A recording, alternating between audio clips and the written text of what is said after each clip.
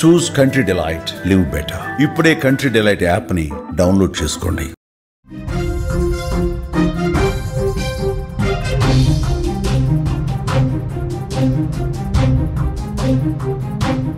Breaking news చూస్తున్నాం. రాయచోటి ఉగ్రవాదుల దర్యాప్తులో భయంకర నిజాలు ఇప్పుడు బయటకు వస్తున్నాయి. అరెస్ట్ అయిన 2 కరుడుగట్టిన అల్ ఉమా ఉగ్రవాదులు యుక్త వయసులో వీళ్ళు ఉగ్రవాదంపై అడుగులు వేశారు. అనేక బాంబు పేలుళ్ల కేసులో ప్రధాన నిందితులుగా ఉన్నారు. 20 ఏళ్లుగా రాయచోటిలోనే మకాం వేశారు. నిందితుల ఇళ్లలో భారీగా పేలుడు పదార్థాలు లభించాయి. 3 నగరాల్లో పేలుళ్లకు భారీ కుట్ర పన్నినట్టుగా సమాచారం. ఉగ్రవాదులు పన్నినటువంటి ఈ కుట్రను భగ్నం చేశారు. వారి అరెస్టుతో పెను ముప్పు తప్పిందనే చెప్పాలి. వీళ్ళిద్దరూ కూడా బ్రదర్స్గా అనుమానిస్తున్నారు. ఉగ్రవాదుల భార్యలకు కూడా 14 రోజుల రిమాండ్ విధించారు. పోలీసుల అదుపులో కొంతమంది అనుమానితులు ఉన్నట్టుగా మనకు సమాచారం వస్తుంది. రాయచోటి ఉగ్రవాదుల అరెస్టు దర్యాప్తులో బయటపడుతున్నటువంటి నిజాలు చాలా భయంకరంగా ఉన్నాయి. 2 రోజుల కిందట అరెస్ట్ అయినటువంటి ఉగ్రవాదులు అబూబకర్ సిద్దికీ, మహమ్మద్ అలీ అలియాస్ మన్సూర్లు మోస్ట్ వాంటెడ్ టెర్రరిస్టులుగా ఇప్పుడు వస్తున్నటువంటి సమాచారం. అల్ ఉమా ఉగ్రవాదులుగా పోలీసుల విచారణలో తేలింది. యుక్త వయసులోనే వీళ్ళు ఉగ్రవాదంపై అడుగులు వేశారు. దేశంలో అనేక చోట్ల రక్తపాతాన్ని సృష్టించిన చరిత్ర ఉంది. అన్నదమ్ములుగా అనుమరిస్తున్న వీళ్ళిద్దరూ అనేక బాంబు పేలుళ్ల కేసులో ప్రధాన నిందితులుగా ఉన్నారు. 1995 నుంచి మొదలుకొని 2011 వరకు చెన్నై, కర్ణాటక, కేరళలో జరిగిన అనేక బాంబు పేలుళ్ల కేసుల్లో వీరి హస్తం ఉంది. స్క్రీన్ మీద విజువల్స్లో కూడా చూడొచ్చు వాళ్ళకి సంబంధించినటువంటి ఫోటోలు. వీళ్ళిద్దరూ ఫ్యామిలీతో సహా 20 సంవత్సరాలుగా రాయచోటిలో ఉంటున్నారు. 2011లో మంగళూరు బాంబు పేలుళ్ల కేసులో అబూబకర్ సిద్దిక్ ప్రధాన నిందితుడు కాగా మహమ్మద్ అలీ కూడా నిందితుడు. బెంగళూరు మల్లేశ్వరంలో జరిగిన బాంబు పేలుళ్లలో కూడా వీళ్ల ప్రమేయం ఉంది. 1999లో బాంబుల తరలింపు సమయంలో జరిగిన పేలుడు ఘటనలో వీళ్ళు నిందితులుగా ఉన్నారు. పక్కా సమాచారంతో తమిళనాడు ATS పోలీసులు వీళ్ళని రాయచోటుకు వచ్చి అరెస్ట్ చేయగా అనంతరం ఏపీ పోలీసులు దర్యాప్తు చేస్తుంటే కొన్ని సంచలనమైనటువంటి విషయాలు బయటకు వస్తున్నాయి.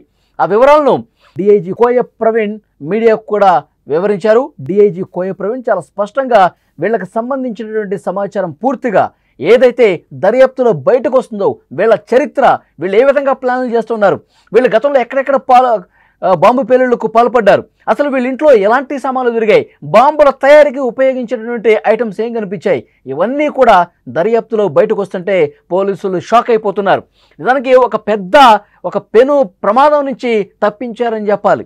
దేశవ్యాప్తంగా పలు ప్రధాన నగరాల్లో బాంబు పేలుళ్లకు వీళ్ళు కుట్ర పన్నారు. రైలు మార్గాలను పేల్చేందుకు కూడా ప్లాన్ రెడీ చేస్తున్నారు. ఇందుకు సంబంధించిన మ్యాపులు వారి ఇంట్లోనే దొరికాయంటే పరిస్థితి ఎంత దారుణంగా ఉందో, వీళ్ళు ఏ విధమైనటువంటి ఆలోచనతో ఉన్నారు, ఎలాంటి దాడులకు రూపకల్పన చేస్తున్నారు అనేది కూడా అర్థమవుతుంది. వీరి ఇళ్లలో సోదాలు చేశారు. భారీ ఎత్తున పేలుడు పదార్థాలు కూడా స్వాధీనం చేసుకున్నారు.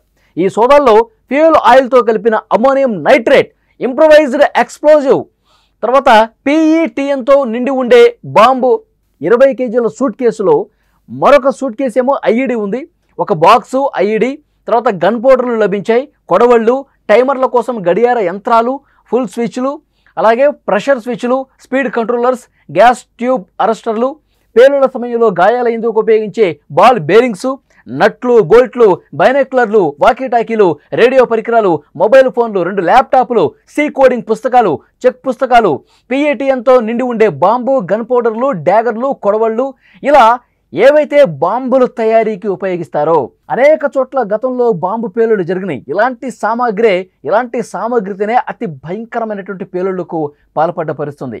ఆ సామాగ్రి మొత్తం కూడా వీరి ఇళ్లలో సోదాలు చేస్తే లభించాయి. పేలుళ్లకు సంబంధించి అనేక చోట్ల వీళ్ళు గతంలో కుట్ర పన్నారు. 1995 నుంచి ఇప్పటి వరకు అనేక చోట్ల అనేక ప్రధాన నగరాల్లో వీళ్ళు బాంబు పేలుళ్లు పాల్పడిన పరిస్థితుంది. కేరళలో కావచ్చు, బెంగళూరులో కావచ్చు, హైదరాబాద్లో కావచ్చు, ఇలా ప్రధాన నగరాల్లో, ఆయా రాష్ట్రాల్లో ప్రధాన నగరాల్లో బాంబు పేలుళ్లు చేసినటువంటి చరిత్ర వీళ్ళకుంది. వీళ్ళు మోస్ట్ వాంటెడ్ టెర్రరిస్టులుగా ఉన్నారు. కానీ ఏమాత్రం అనుమానం రాకుండా, ఏమాత్రం ఎవరికి చిక్కకుండా వీళ్ళు మారు పేర్లతో కూడా ఆయా ప్రాంతాల్లో నివసిస్తుంటారు. అక్కడ బిజినెస్లు చేస్తూ ఉంటారు. ఎవరికి అనుమానం రాకుండా తమ పని తాము చేసుకుంటున్నట్టు బిజినెస్ చేస్తూ బిల్డప్ ఇస్తారు. ఒకడు ఏం చేస్తాడు, మొత్తం బట్టల వ్యాపారం చేస్తూ ఉంటాడు. అనేక ప్రాంతాల్లో బట్టలు తీసుకుంటూ అమ్ముతూ కాలం గడుపుతూ ఉంటాడు. ఇంకొకతను ఒక చిల్లర దుకాణం పెట్టుకుంటాడు.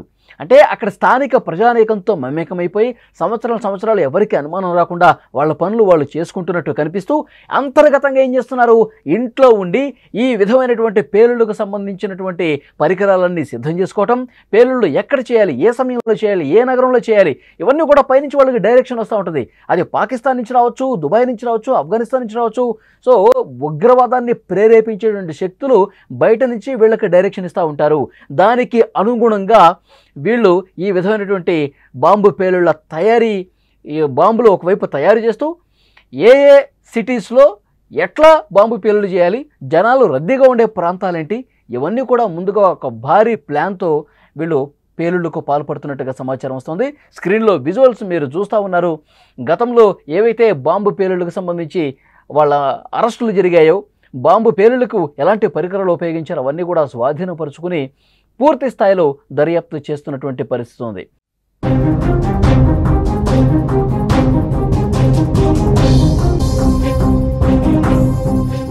రాయచోటి ఉగ్రవాదుల అరెస్టు దర్యాప్తులో బయటపడుతున్నటువంటి నిజాలు చాలా భయంకరంగా కనిపిస్తున్నాయి. 2 రోజుల కిందట అరెస్ట్ అయినటువంటి ఉగ్రవాదులు అబూబకర్ సిద్దికీ, మహమ్మద్ అలీ అలియాస్ మన్సూర్లు, వీళ్ళు మోస్ట్ వాంటెడ్ టెర్రరిస్టులు. ఇద్దరు కూడా అల్ ఉమా ఉగ్రవాదులుగా పోలీసుల విచారణలో తెలిసింది. యుక్త వయసులోనే వీళ్ళు ఉగ్రవాదం వైపు అడుగులు వేసి దేశంలో అనేక చోట్ల రక్తపాతాన్ని సృష్టించారు. అనేక బాంబు పేలుళ్ల కేసుల్లో ప్రధాన నిందితులుగా ఉన్నారు. ఒకసారి లిస్టు మొత్తం నేను చెప్తాను. 1995 నుంచి 2011 వరకు చెన్నై, కర్ణాటక, కేరళలో అనేక బాంబు పేలుళ్లకు పాల్పడ్డారు. బీజేపీ అగ్రనేత ఎల్కే అద్వానీ రథయాత్ర సందర్భంగా మదురైలో జరిగిన బాంబు పేలుడు కావచ్చు, ఎగ్మూర్లో పేలుడు వంటి అనేకమైన ముఖ్య కేసుల్లో వీళ్ళు నిందితులుగా ఉన్నారు. 2011లో మంగళూరు బాంబు పేలుళ్ల కేసులో అబూబకర్ సిద్దికీ ప్రధాన నిందితుడు, మెహమ్మద్ అలీ కూడా అందులో ఉన్నాడు. బెంగళూరు మల్లేశ్వరంలో ఒక బాంబు పేలుడు మీకు గుర్తుండే ఉంటుంది, దాంట్లో కూడా వీళ్ళ ప్రమేయం ఉంది. 99లో బాంబుల తరలింపు సమయంలో జరిగిన పేలుడు సమయం కూడా మనకి గుర్తుంది, అక్కడ కూడా వీళ్ళు నిందితులుగా ఉన్నారు. పక్కా సమాచారంతో తమిళనాడు ఇంటెలిజెన్స్ బ్యూరో అధికారులు రాయచోటికి వచ్చి వీళ్ళని అరెస్ట్ చేశారు. ఆ తర్వాత వీళ్ళు అరెస్ట్ అయిన తర్వాత రాయచోటి మొత్తం కూడా ఉలిక్కిపడింది. ఇన్ని రోజులు మనం ఉగ్రవాదులతో సహవాసం చేశామా, ఇన్ని రోజులు మన చుట్టుపక్కల ఉంటూ మనతోనే టైం స్పెండ్ చేస్తూ వీళ్ళు ఉగ్రవాదుల, వీళ్ళంత భయంకరమైనటువంటి మనస్తత్వం కలిగి ఉన్నవాళ్ళ, ఈ విధంగా బాంబు పేలుళ్ళ చరిత్ర వీళ్ళకుందా, వీళ్ళు ఇంత మంచిగా నటించారా అంటూ వాళ్ళు షాక్ అయిపోతున్నారు. రాయచోటులో వాళ్లతో సంబంధం ఉన్నటువంటి ప్రజానీకం. దేశవ్యాప్తంగా పలు ప్రధాన నగరాల్లో బాంబు పేలుళ్లకు అనేక సార్లు కుట్రలు పన్నారు. రైలు మార్గాలను పేల్చేశారు. ఇందుకు సంబంధించిన మ్యాపులు వారింట్లో దొరికాయి. 3 ప్రధాన నగరాలకు సంబంధించిన మ్యాపులు వాళ్ళ దగ్గర పెట్టుకుని పేలుళ్లకు సంబంధించినటువంటి పరికరాలు సమకూర్చుకుని బాంబు తయారీకి ఎలాంటి పరికరాలు అవసరమో, ఎలాంటి రసాయనాలు అవసరమో అవన్నీ కూడా దగ్గర పెట్టుకుని ఇంట్లో ఒక మూలన జాగ్రత్తగా స్టోర్ చేస్తూ ఉన్నారంటే సరైనటువంటి సమయం చూసి పేలుళ్ళు చేద్దామని చెప్పి ఉద్దేశం వాళ్ళలో కనిపిస్తోంది. ఉగ్రవాద సాహిత్యం వాళ్ళ దగ్గర దొరికింది. అనేక బాంబు తయారీ పరికరాలు వాళ్ళ దగ్గర దొరికాయి. తర్వాత బాంబుల్లో ఉపయోగించేటువంటి ముడి పదార్థాలు వాళ్ళ దొరికాయి. తర్వాత కొడవళ్ళు కావచ్చు, పదునైన ఆయుధాలు కనిపించాయి, గన్లు కనిపించాయి. వీటన్నింటికి సంబంధించి పూర్తిగా పోలీసులు స్వాధీనపరుచుకున్నారు. యాంటీ టెర్రరిస్ట్ స్క్వాడ్ అనేక ఏజెన్సీలు కలిసి దీని మీద దర్యాప్తు చేస్తున్నటువంటి పరిస్థితుంది. వాళ్ళ ఫోటోలు కూడా మీరు స్క్రీన్ మీద చూస్తూ ఉన్నారు. ఎంత భయంకరమైనటువంటి కుట్రకు పాల్పడ్డారన్నది కూడా ఇప్పుడు అర్థమవుతోంది. వీళ్ళ చరిత్ర మొత్తం ఒక్కసారి బయటకు తీస్తే గత 20 సంవత్సరాలుగా వీళ్ళు ఈ బాంబు పేలుళ్లలో నిమగ్నమై ఉన్నారు.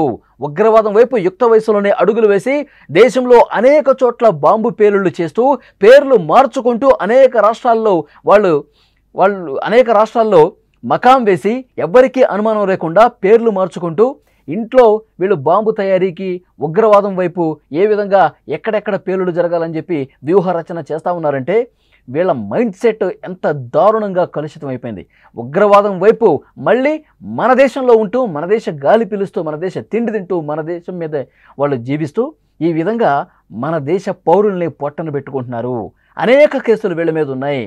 పోలీసులు కూడా చాలాసార్లు ఇన్వెస్టిగేట్ చేసి వీళ్ళు దొరకపోయేసరికి వదిలేశారు. చాలా సందర్భాల్లో అనేక బాంబు పేలుళ్ల కేసులకు పాల్పడి కూడా వీళ్ళు సురక్షితంగా బయట ఏ విధంగా తిరగలుగుతున్నారు, వీళ్ళు అసలు ఏం చేస్తున్నారు, పోలీసులకు ఇంటెలిజెన్స్ కూడా పట్టుబడకుండా ఏ విధంగా వీళ్ళు కాలం గడుపుతున్నారు దేశం మొత్తం తిరుగుతూ. అంటే ఒకటే కనిపిస్తోంది ఏంటంటే అనేక చోట్ల అనేక రాష్ట్రాల్లో వీళ్ళు మకాం వేశారు. ఒక చోట పేలుళ్ళు చేస్తే మొత్తం 4-5 రాష్ట్రాల అవతలకి వెళ్ళిపోతారు. అక్కడ వేరే బిజినెస్లు పెట్టుకుంటూ వాళ్ళ ఫ్యామిలీ వెళ్ళిపోయి మేము ఇక్కడి స్థానికులం అని చెప్పి నమ్మించే విధంగా అక్కడ స్థానికులతో పూర్తిగా ఒక్కటైపోతారన్నమాట. వాళ్ళు అక్కడ స్థానికంగా వ్యాపారాలు చేసుకుంటూ ఉంటారు. అరే వీళ్ళు చాలా బాగా వ్యాపారం చేసుకుంటున్నారు, ఎక్కడి నుంచి వచ్చారో అని చెప్పి అనుకుంటున్నారు. కానీ వీళ్ళు ఉగ్రవాద మనస్తత్వం ఉంది, ఉగ్రవాదులు, వీళ్ళు ఉగ్రవాదులుగా మారి వీళ్ళు బాంబు పేలుళ్ళు చేసినటువంటి చరిత్ర ఉందని చెప్పి ఎవ్వరికీ అనుమానం రాదు. అంత బాగా నటిస్తారనమాట. సో తమిళనాడు నుంచి వచ్చినటువంటి అధికారులు పక్కా ప్లాన్తో, పూర్తి ఆధారాలతో వీళ్ళని పట్టుకున్నటువంటి పరిస్థితి ఉంది. రాయచోటి ఒక్కసారిగా ఉలిక్కిపడ్డ పరిస్థితుంది. ప్రస్తుతం ఇన్వెస్టిగేట్ చేస్తూ ఉన్నారు, వీళ్ళ చరిత్ర మొత్తం బయటకు తీస్తూ ఉన్నారు. ఇంకొక ముఖ్యమైనటువంటి విషయం ఏంటంటే 200 మంది ఉగ్రవాదుల్ని వీళ్ళు తయారు చేశారు. స్థానికంగా చాలామంది యువకుల్ని ఉగ్రవాదం వైపు మళ్లించి, అసలు ఉగ్రవాదం వైపు మళ్లించడానికి అనేక రకాల ప్రసంగాలు వాళ్ళకి ఇచ్చి, అసలు బాంబుల తయారీకి సంబంధించి ఏ విధంగా తయారు చేయాలి, దాన్ని ఏ విధంగా ఎక్కడి నుంచి ముడి సరుకును మనం తెప్పించాలి, ఎవరికి అనుమానం రాకుండా ఎలా బిహేవ్ చేయాలి, ఇవన్నీ కూడా 200 మందికి వీళ్ళు ఉగ్రవాదం వైపు అడుగులు వేసేలా ప్రోత్సహించారంటే దారుణమైనటువంటి పరిస్థితులు కనిపిస్తున్నాయి. ఆ 200 మంది ఎక్కడున్నారు, ఇప్పుడు వీళ్ళిద్దరిని పట్టుకోవడం కాదు, ఆ 200 మంది ఎక్కడున్నారో కూడా పోలీసులు ఇన్వెస్టిగేట్ చేస్తూ ఉన్నారు. వీరి భార్యలను కూడా ఇప్పుడు రిమాండ్కి పంపించిన పరిస్థితుంది. ఇంత దారుణంగా వీళ్ళు ఉగ్రవాదులుగా మారి విధంగా చేస్తూ ఉంటే వీళ్ళు భార్యలకి తెలిసి జరుగుతుందా, తెలియకుండా జరుగుతుందా, ఇంకా స్పష్టమైనటువంటి ఆధారాలు సంపాదించే పనిలో పోలీసులు ఉన్నారు. సో అందుకనే వాళ్ళను కూడా 14 రోజుల రిమాండ్ పంపించినటువంటి పరిస్థితుంది. సో ఏదేమైనప్పటికీ రాయచోటులో ఉగ్రవాదుల లింక్ బయటపడేసరికి అందరూ కూడా షాక్ అయిపోయారు. ఎందుకంటే వీళ్ళని కానీ పట్టుబడకుండా ఉండుంటే ఆల్రెడీ బాంబులకు సంబంధించినటువంటి ఆ పరికరాలు ఇంట్లో లభించాయి కాబట్టి చాలా సమీప భవిష్యత్తులోనే 1 నెల 2 నెలల్లోనే అతిపెద్ద బాంబు పేలుళ్లకు దేశంలో కుట్ర పన్నారు అన్నది ఇప్పుడు అందరికీ అర్థమైనటువంటి విషయం. ఈలోపే అరెస్టు జరిగింది కాబట్టి ఊపిరి పీల్చుకున్నటువంటి పరిస్థితి ఉంది. లేదంటే మనం ఈ బాంబు పేలుళ్ల చరిత్ర ఒకసారి మనకు తెలుసు. హైదరాబాద్లో మక్కా మసీద్ పేలుళ్ళు కావచ్చు, దిల్సుఖ్ నగర్ బాంబు పేలుళ్ళు కావచ్చు, లుంబిని పార్కు, గోకుల్ చాట్ బండార్, ఇవన్నీ పేలుళ్ళు జరిగి ఎంతమంది ప్రాణాలు కోల్పోయారు, ఎంతమంది అంగవైకల్యంతో ఇప్పటికి కూడా ఇబ్బంది పడుతున్నారు మనందరికీ తెలుసు. కాబట్టి వీళ్ళని అరెస్ట్ చేయడంతో, ఆ బాంబు తయారీ సామగ్రిని కూడా స్వాధీనం చేసుకోవడంతో అక్కడ స్థానిక ప్రజానీకం ఊపిరి పీల్చుకుంటున్నారు. ఎందుకంటే పెహల్గాం ఉగ్రదాడి తర్వాత ఇక దేశంలో ఉగ్ర కుట్ర జరిగే అవకాశం ఉందని చెప్పి కేంద్ర ఇంటెలిజెన్స్ నుంచి సమాచారం ఉంది. దాంట్లో భాగంగానే పెద్ద ఎత్తున దేశంలో సోదాలు చేస్తూ ఉన్నారు. ఆ సోదాల్లో భాగంగానే వీళ్ళు అరెస్ట్ అయ్యారనమాట. సో నిజంగానే వీళ్ళు ముందస్తుగా అరెస్ట్ కావడంతో దేశం కూడా ఒక ఊపిరి పీల్చుకున్న పరిస్థితుంది. ఇలాంటి ఉగ్రవాదులు, ఇలాంటి దేశద్రోహులు మన దేశంలో ఉంటూ మన దేశ ప్రజల్ని పొట్టన పెట్టుకుంటూ ఉగ్రవాదం వైపు అడుగులు వేస్తూ బాంబు పేలుళ్ళు చేస్తున్నటువంటి వాళ్ళు ఇంకెవరైనా ఉన్నారా?